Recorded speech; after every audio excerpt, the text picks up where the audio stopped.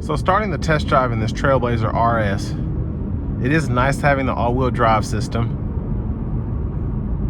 For more slippery conditions or light off-roading, but also because you do get the coveted 9-speed automatic with the all-wheel drive setup there. Now when you lean the seat all the way back like I have, you get quite a bit of space, and it is impressive just how roomy this is for such a small SUV. But I'm going to try to give myself a little bit of space and then give it a bit of throttle getting on the interstate here.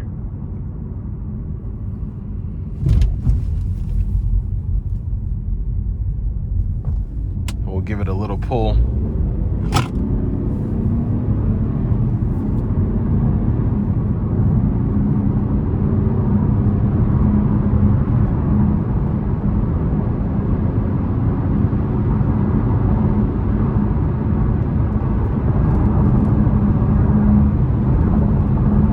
So certainly wasn't giving it everything, but it got up there a little bit.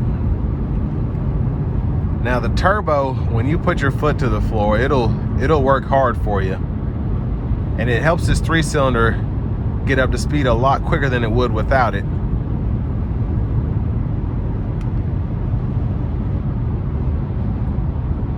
But overall ride quality, even with these 19s, is very impressive. Can't really hear them on the road unless you're listening for it. It is a bit windy out though, so I'm hearing a bit of wind noise, but for the most part, smooth sailing coming down this stretch of interstate. And the EPA estimates you'll get 29 miles per gallon highway, depending on your terrain, how fast or slow you're going, wind resistance, all of that. You could probably get 30 plus.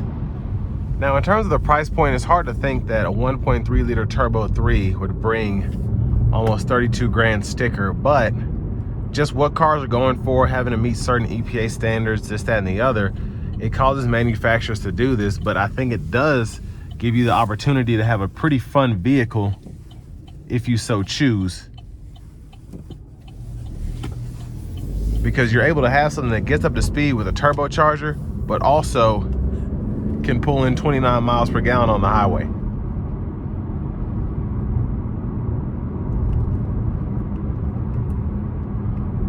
Now in terms of the competition, there are so many small SUVs out.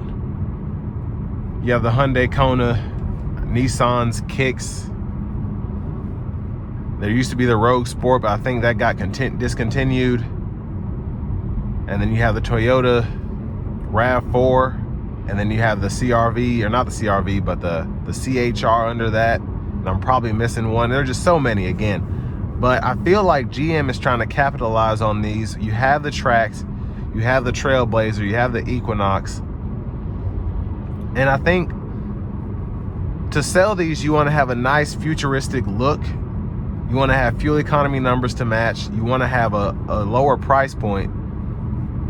And then you want to have the tech to match as well. But with the powertrains, it's pretty much every man for himself. So some people are coming out with the naturally aspirated 4-cylinders or staying with those. You have GM coming out with these turbo 3s. It's a weird time right now for these vehicles, but again, the 1.3 liter turbo 3, it's quick for a 3-cylinder engine. But it just depends what you're into. A lot of people are saying the reliability on these, we don't know enough about it, or because it has a turbocharger, it's not going to do as well. While some people are saying the 3-cylinder is probably more reliable than anything else that's been out. So it just all depends on your perspective, where you get your information, what you know about these vehicles. Me in particular, I like to have a warranty as long as I have a vehicle for whatever may happen, because I'm not a mechanic. So if you get one of these, Chevrolet Buick GMC of Murfreesboro has a lifetime powertrain warranty, which covers the transmission, the engine, and all of that from catastrophic failure if you're worried about that. But I just see this being a fun car, and they're still selling like crazy, and I expect them to keep doing so. So this will bring me to the end of my review of this 2024 Chevy TrailBlazer RS with all-wheel drive.